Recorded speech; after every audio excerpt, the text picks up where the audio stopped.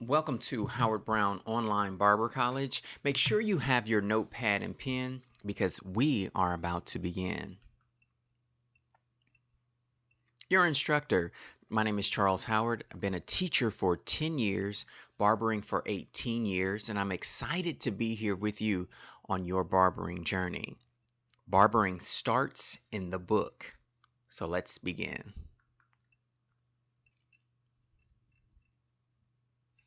We are going to be touching on some key points in this chapter, the history of barbering. We will be using the Milady Standard Barbering textbook as reference. Our learning objectives. We're going to discuss the evolution of barbering and the origin of the word barber. We'll also describe the practices of the barber-surgeons and the meaning behind the barber pole.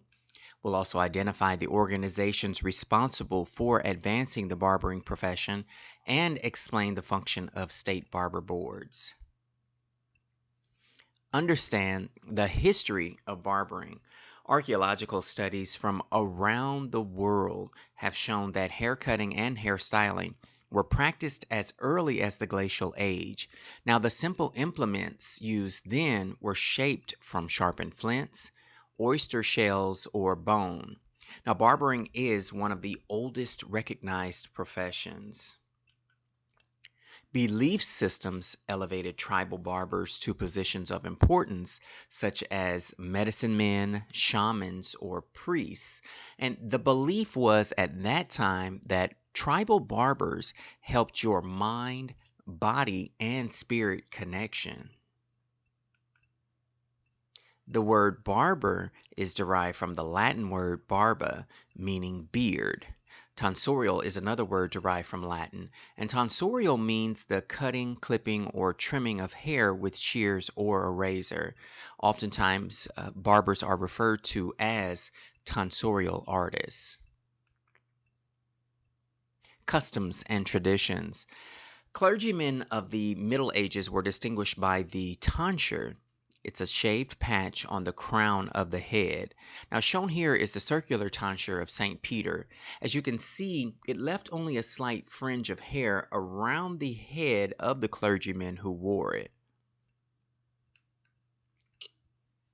The beard and shaving. Peter the Great encouraged shaving by imposing a tax on beards. Now, during this spread of Christianity, long hair came to be considered sinful, and the clergy were directed to shave their beards. Now, something to think about today. Are beards still being taxed? Today, a haircut can be, let's say, $20, but if you add a beard shave, it is an additional $5. Is the client being taxed? Something to think about. Trace the rise of the barber-surgeons. By the Middle Ages, barbers not only provided tonsorial services, but also entered the world of medicine, where they figured prominently in the development of surgery as a recognized branch of medical practice. In 1163, at the Council of Tours, Pope Alexander III forbade the clergy to act as physicians and surgeons or to draw blood because to do so was contrary to Christian doctrine. In 1540, Henry VIII recombined the barbers and surgeons of London through an act of parliament by granting a charter to the Company of Barber-Surgeons. Now, many Europeans had become so dependent upon the services of the barber-surgeons that Dutch and Swedish settlers brought barber-surgeons with them to America to look after the well-being of the colonists. As we trace the rise, we see just how highly esteemed barbers were. Now, when you look at the Dutch and Swedish settlers bringing their own surgeons, today if barbers are, let's say, celebrity, they are brought with that celebrity all around the globe, very similar to what the Europeans did back then.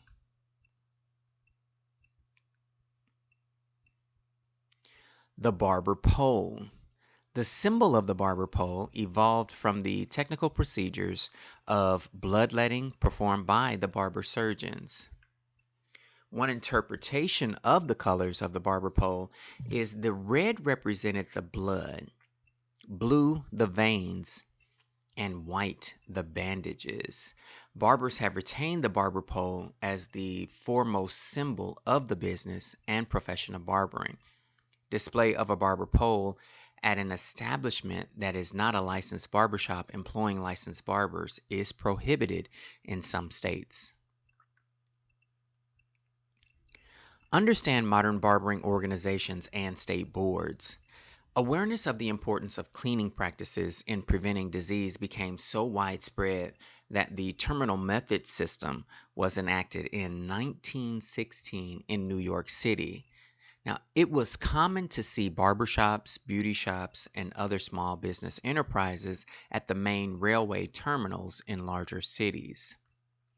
In 1929, in St. Paul, Minnesota, the National Association of State Board of Barber Examiners was created to solidify the qualifications required for barber examination applicants and the methods of evaluation to be used. Now, since 1929, all states have passed laws regulating the practice of barbering and hairstyling. Finally, by 1929, AMBBA, Associated Master Barbers and Beauticians of America, adopted a barber code of ethics to promote professional responsibility in the trade and later published its own barbering textbook. Many of today's state barber boards meet up to twice a year as members of the National Association of Barber Boards of America, which is NABBA. Now, according to the NABBA's website, the organization's mission statement and objectives are as follows: to develop standards for licensing and policing the barber industry. Now, there are more objectives that the NABBA have, and you can find those in your textbook. Consider the state of barbering today. Some noteworthy improvements to barbering over the past century include the following: implementation of regulatory and educational standards. As a student of barbering, you are now a member of this profession with its long and established history, the past 50 years of which has experienced more change than what a history of organizations and standards alone suggests. The 1940s and 1950s represented the heyday for American barbershops, with many men visiting their neighborhood shops every 2 weeks to maintain a clean-cut appearance. Now, the year has changed, but some things remain the same. There are still people who get haircuts on a weekly and bi-weekly basis. Barbershop culture itself also became less attractive to younger generations of men, associated as it was with the conservatism of their parents' generation. Today we go to barbershops and get a haircut, make a friend, and, as I've seen, get a job contact. Many networking sessions have happened because clients come to the shop to chop it up or get a cut. On the other end of the spectrum, full-service salons and spas rocketed in popularity in the 1990s, drawing even more men away from barbershops. We find today there are high-end salons designed just for men, offering services and products produced by them.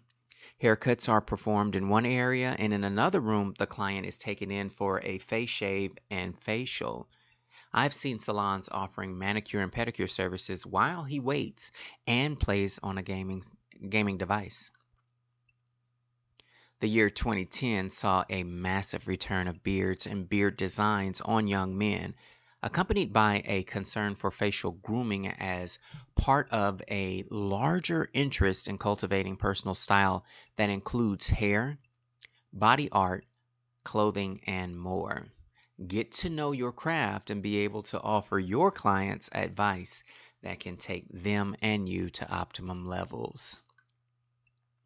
It's quiz time. Archaeological studies have shown that simple implements were made to cut hair using. If you chose A, you are correct. Many primitive cultures had belief systems that elevated tribal barbers to positions of importance. One such position was a. If you chose C, you are correct. What Latin word meaning beard is the origin of the word barber?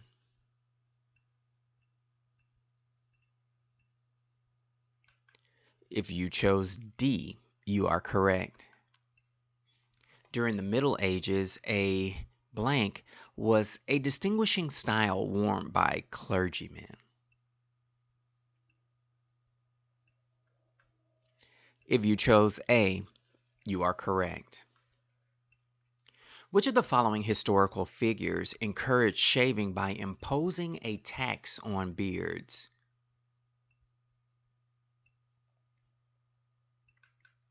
If you chose B, you are correct.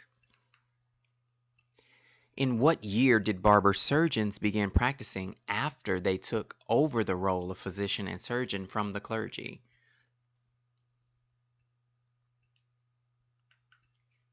If you chose B, you are correct. In 1540, Henry VIII recombined the Barbers and Surgeons of London through an Act of Parliament by granting a charter to the.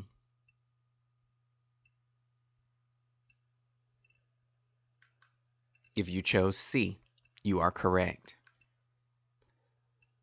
The symbol of the barber pole is thought to have evolved from what technical procedure performed by the barber surgeons?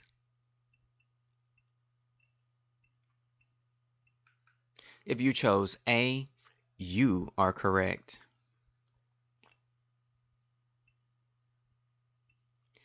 This concludes this lesson.